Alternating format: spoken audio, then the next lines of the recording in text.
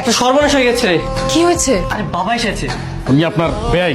শান্ত তো আমাকে বললো যে এতিম, তার বাবা মা কেউ নাই। আমার ছেলে শান্ত আপনাকে এই কথা বলেছে? জি, উনি বলতেছে উনি নাকি তোর শ্বশুর। শান্ত তো বললো যে সে নাকি এতিম। বাবা ওনা ভয় পেয়েছে। আমি তোর সাথে কথা বলতে চাই। কিভাবে কিভাবে পারলি তুই? আমার ছেলে হয়ে তুই এইরকম একটা কাজ কিভাবে করলি? এইরকম একটা বাড়িতে বিয়ে করবি, এটা তো আমি কখনো ভাবতেই পারিনি। বাবা আসলে ভয় পাওয়ার কিছু না। শোন, আমি তো তোকে অনেক কিছু বলতে চেয়েছিলাম, কিন্তু এই বাড়িঘর দেখে না আমার খুব ভালো লেগেছে। আর শোন, আমি যা কিছু করব এগুলো সব দেখানো মাত্র, বুঝতে পারলি? আমি রাগ করব, পুরো বিষয়টাকে মেনেই নিতে চাইবো না।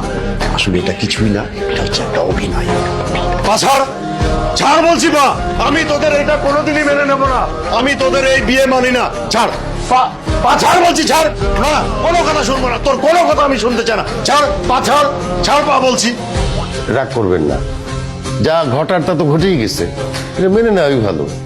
ছেলে মেয়ের সুখের জন্য আমার মনে হয় আপনাদের কিছু ছাড় দেওয়া উচিত। না না, আমি এটা মানি না। যেই ছেলে তার জীবন্ত বাবা মাকে মেরে ফেলেছে, সেই ছেলেকে আমি অন্তত আর আমার বাড়িতে ঢুকতে দেবো না।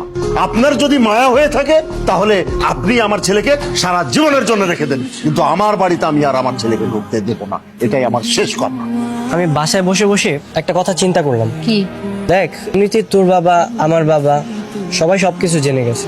আমি ভেবেছি যে আমরা ডিভোর্স না দিয়ে সংসার শুরু করি। শান্ত তুই হঠাৎ এরকম চেঞ্জ হলি কি করে?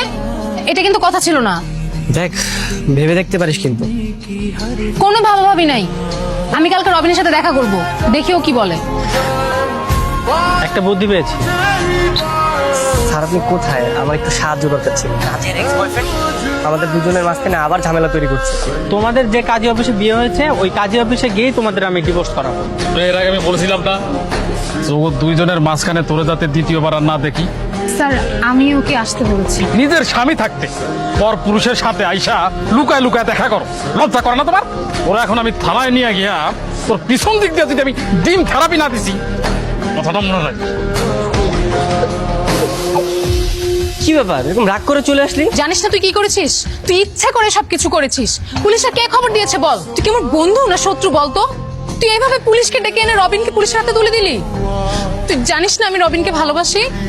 তোকে বন্ধু ভেবে বিশ্বাস করাটা আমার সব থেকে বড় ভুল হয়েছে। এখন থেকে তোর মতো থাক, আমি আমার মতো থাকবো। বাবা শান্ত আর আসবে না। কেন? কারণ আমি শান্তকে চলে যেতে বলেছি। হ্যাঁ রবিন, তোমাকে একটা কথা বলার ছিল। আমি আসলে তোমাকে ভালোবাসি না। মানে আমার লোভ ছিল তোমার টাকা পয়সার উপর। আমি ভেবেছিলাম তোমাকে নিয়ে পালিয়ে বিয়ে করব, তারপর টাকা পয়সা নিয়ে তোমাকে আমি ছেড়ে দেবো। কি বলছো তুমি এসব? আমি ঠিকই বলছি। এর আগেও আমি দুজনকে ঠকিয়েছি, প্রেমের নাটক করে তারপরে ছেঁকা দিয়ে টাকা পয়সা নিয়ে পালিয়েছি। বিআই সাহেব, আমি নাজিয়ার বাবা। ও আচ্ছা, এই যে রাগ করে চলে গেলেন, আর তো এলেন না। এদিকে এসে দেখছি ছেলেটাও রাগ করে চলে এসেছে। এক কাজ করেন না বিআই সাহেব, আপনি বরং চলে আসেন আমার এখানে।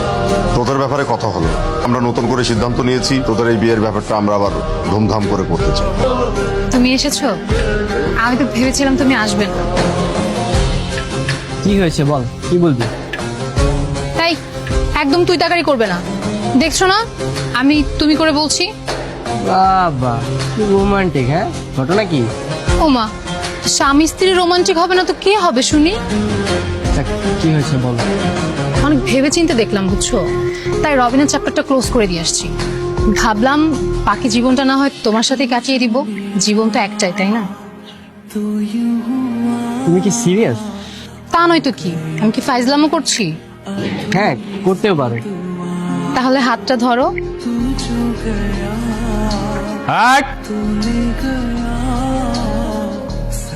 আরে তোমরা এখানে এখানে কি করতেছো তোমরা? স্যার হানিমুন পিরিয়ড চলছে। Honeymoon period? হ্যাঁ, আচ্ছা তোমাদেরকে মানে এই টানা 1 বছর ধরে কি হানিমুন পিরিয়ড চলবে? হ্যাঁ না, চলো, ভালো ভালো, এটা ভালো। তাই আমি তোমাদেরকে একটা পরামর্শ দিতে চাই। এটা হচ্ছে তোমরা হোটেল নিরিবিলির নিচে না দাঁড়ায়া হানিমুনটা একটা নিরিবিলি কোনো জায়গায় গিয়ে পিরিয়ডটা করো, এটা ভালো না? জি স্যার। তাহলে আমি আসি। স্যার দোয়া করবেন আমাদের জন্য। অবশ্যই দোয়া করবো। হ্যাঁ, পয়সা থাকো তোমরা।